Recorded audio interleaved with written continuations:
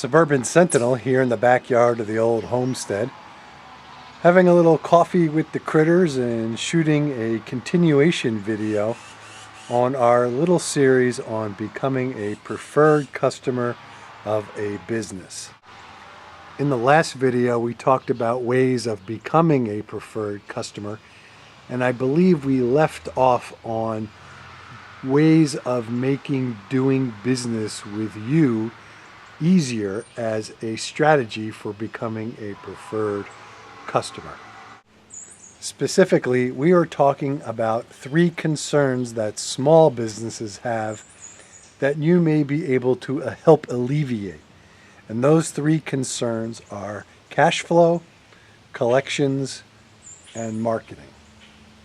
Just to reiterate, cash flow with a business is money comes in, money goes out. The big challenge is to make sure that the money coming in is enough to support the expenses going out in a timely fashion. Collections are getting paid from existing customers, and marketing for small business is always a challenge because bigger companies tend to drown out the messages of the smaller ones. How can we help small businesses that we deal with improve their cash flow and collection situation? I guess the deer had to run to a meeting, so maybe we'll refocus on the bird feeder here.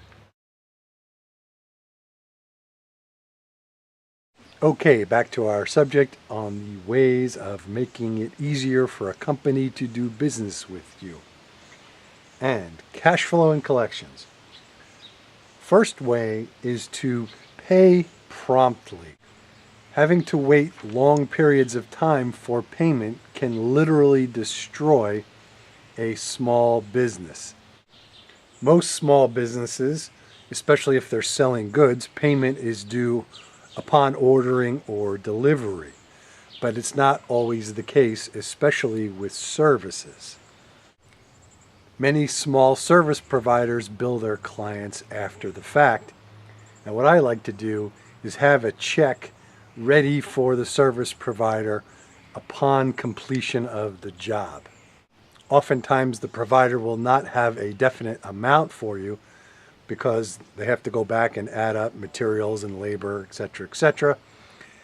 But even in those situations, if they will accept it, I offer to pay in advance. So for example, if the plumber comes in to do some work and I know the bill is going to be at least $400, but he hasn't exactly figured out all of his material costs at the time the job is completed, I'll just pay him the $400 if he accepts it and ask him to bill me the balance. This works out really well for him because having the vast majority of his payment made upon delivery improves his cash position and reduces his receivables. A second way of improving a business's cash position and reducing its receivables is by way of the retainer. A retainer is, in essence, prepayment for goods and or services rendered. Having prepaid for goods and services is terrific for the business, but it's not for every type of transaction or business relationship. There are certain risks that the customer is going to take. For example, if there is a falling out in the business relationship, having a retainer payment hanging out there may not be the best situation for the customer. There's always a risk that the provider or business will go under or close. So to a certain extent, the customer is taking a risk of losing all or portion of the retainer payment if something goes wrong. There is an upside in general for customers who use retainer payments though. First, it makes budgeting easier. Second, having a business on retainer can reduce the customer's administrative costs, as there won't be as many checks to write out or invoices to process. But again, retainers are not for every business relationship or transaction. And I will do a separate video on the use of retainer payments. It looks like all our wildlife action has shifted to ground level. Sorry for the interruption. The cat was about to pounce on a defenseless chipmunk, so I had to go play game warden. Prior to our intermission, we were talking about ways of making doing business with you as a customer easier for the benefit of the business.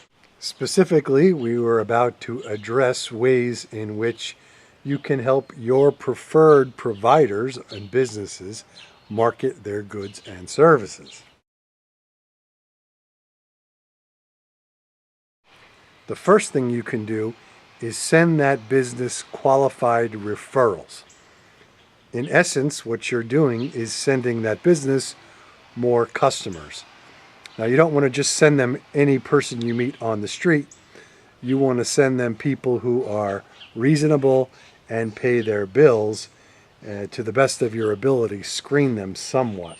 In general, it's pretty easy to find qualified referrals for small businesses. Essentially, just keep your eyes and ears open. And again, we talked about this before, but I actually carry the business cards of other people that I use in my briefcase and in my car. So if I see someone or know about someone that I meet with a need for that type of good or service, I can just hand them their card.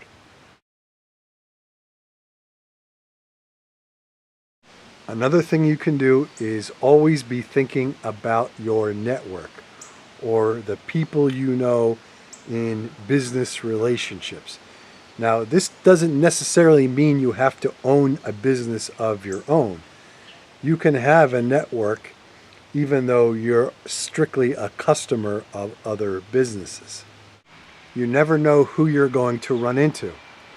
I was on a business trip and I happened to strike up a conversation with a gentleman who was a property manager, a big-time property manager in the Commonwealth of Pennsylvania. I happen to have another friend in Pennsylvania who is a general contractor, and this was just a couple of years ago. So in the height of the Great Recession, Depression, Reset, whatever you want to call it, he was very slow, but I put these two people together. As it turns out, the property manager hired my friend, the GC, to do a ton of work, and it actually turned into a long-term and still going business relationship, resulting in millions and millions of dollars of revenue for my GC friend. The dog is going crazy now. I may have a trespasser on the property. I'm going to have to do another intermission. Sorry about that. The dog is doing her job. She alerted me to the presence of the big scary meter reader from the water company. Anyway, back on track. A third way of helping a business with the marketing is to do written reviews and videos for businesses you like. I'm in no way an expert on review sites, so what I'll generally do is ask the business owner which sites most of his customers or potential customers see and do the review on that site.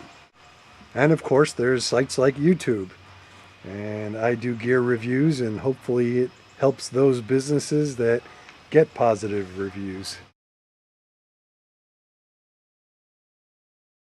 So those are three effective ways of helping a small business. Now you may ask, why should I go through all this effort? And that's a fair question.